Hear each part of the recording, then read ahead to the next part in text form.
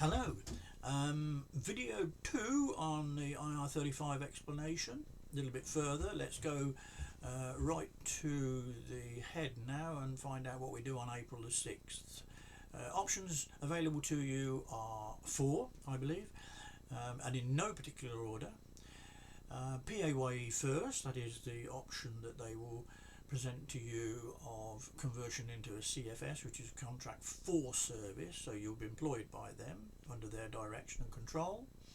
At the moment, if you were invoicing a value of £36,000, if you convert that into a salary, you would get somewhere in the region of £7,800 worth of employment costs, and they're made up of 13.8% of employers' national insurance, which is what they have to pay on top of your 12% that you pay, and then there's 3% pension costs that they have to pay on top of the 5% that you have to pay at minimum at the moment, and there's 12.07% of holiday pay provision which they have to provide, and that gives you, I believe, 5.6 weeks or something to languish on a beach.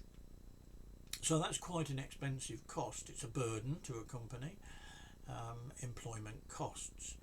So they wouldn't offer you the £36,000. They might reduce the rate, say to another £1.75 or £1.80 off the hour or something, and that would reduce your invoiceable value, which was 36, down to a salary of 32,300, say.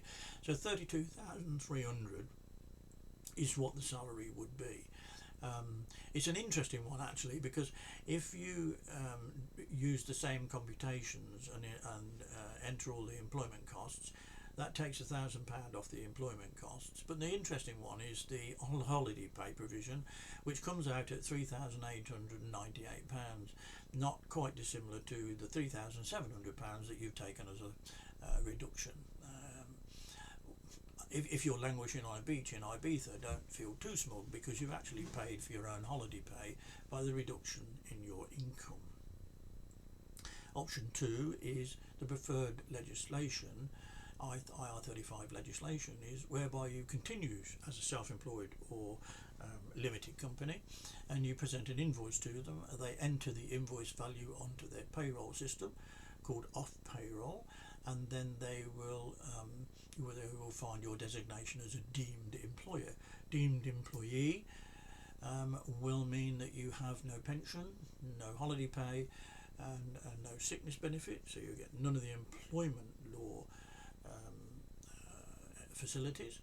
But employment tax, that they will extract the tax on national insurance. So a very good, tight way of being able to claim back that what they think is missing tax on national insurance. Again, that is the provision that you are inside of IR35, which means there's substitution control and some mutual obligation for you both to be connected.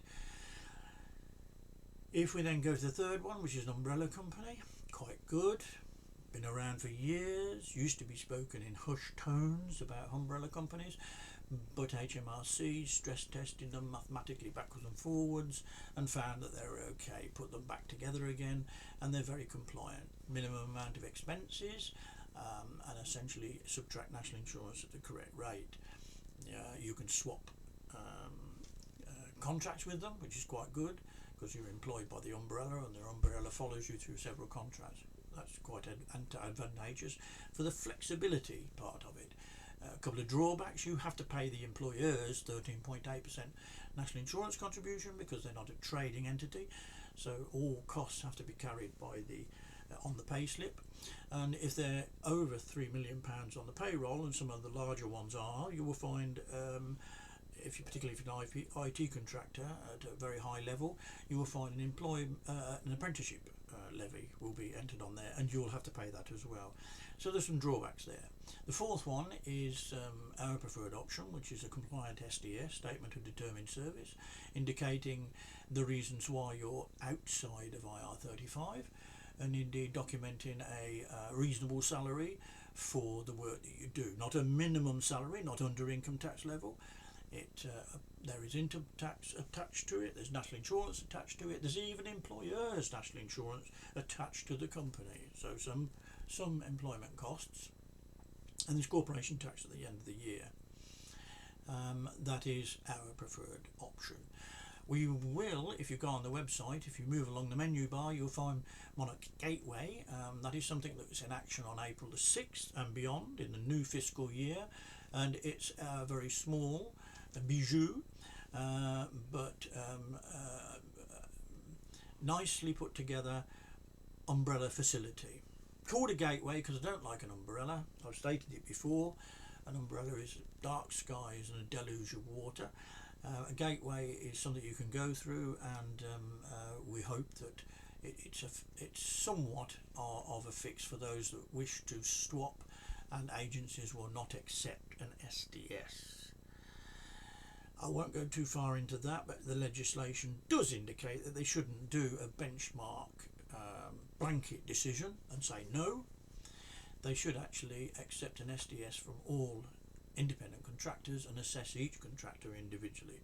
They haven't got the time, the energy, couldn't care less, reducing the rates and keeping you in a job.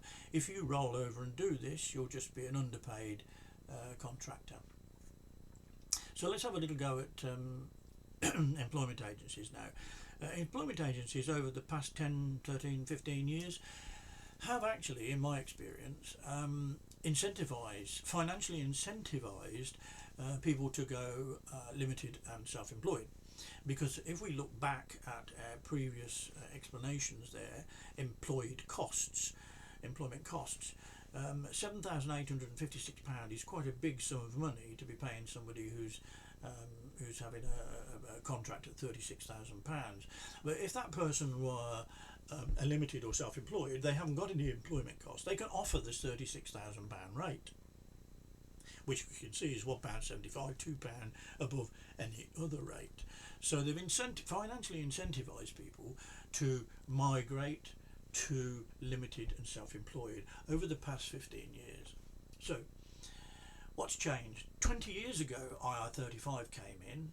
Nothing's changed with it since. Absolutely nothing has changed in the core items in IR35. They've moved around and they've moved priority, but essentially nothing has changed. So we get to April the 6th, and all of a sudden they're turning around and saying they can't do this anymore, they're going to reduce the rate and they're going to put you on PAYE.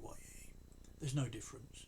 There hasn't been any change at all, except that they are deemed to identify whether you're inside or outside. But remember, they financially incentivized you to go limited and self-employed so that they didn't have to pay their employment costs. Secondly, on the website I have noticed somebody that put a remark on there, is this PPI all over again? I dismissed it primarily, but then began to think about it. Is it PPI all over again? So, if we talk about a marketplace and there be free and competitive, there be some freedom and competitive spirits there, so that people can work round and alter their working patterns to fit into a certain lifestyle or model of income. If your agency or end user forced you into a payroll situation from the position you're in now as an independent contractor, they're reducing your income.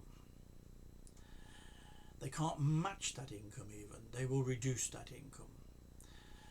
So for all those people who have this reduced income, if in time they find that the agency or the end user has misinterpreted the rules laid down by the IR35, remember they haven't said you can't employ limited people and you can't employ self-employed. It says that you should identify whether they're inside or outside of IR35, and you should make provisions as to where you find them. If you find in years to come, or perhaps even months, that you have been penalised financially, some astute not I, but some astute person in the future may say that we need to seek recompense for the drop and loss in salary for misinterpreting the legislation. So beware and be mindful. And please, can I just say one more thing? Staff have informed me that they migrate the payroll schemes forward into the next fiscal year. If any one of you are taking of the first three options, that's umbrella, payroll, pay schemes, okay, or taxed at source through deemed employment, IR35 legislation proposed that's the one. So any one of those three. If you're doing that, please let us know, and I really mean let us know, because what happens is if we migrate your pay scheme, director's pay scheme, into the next year, it uses up your tax code. Tax code can't be used concurrently presently. RTI was designed for that purpose, so you can go in and out of a different pay job for the modern market, but it's not fit for purpose. So we would use your tax code. Consequently, any other would be using a BR emergency code. So please tell us so that we can close your pay scheme down, zero you, and then you can move forward into the new year. You do not need a P45 because a P45 indicates that you've had income during that fiscal period. There is no income during that fiscal period. From April the 6th, it's a new tax year. But please inform us if you can. I've said enough. I've gone over the 10 minutes. I do apologise, and I'll speak to you soon. I have other topics to talk about on IR35. Okay then, bye bye.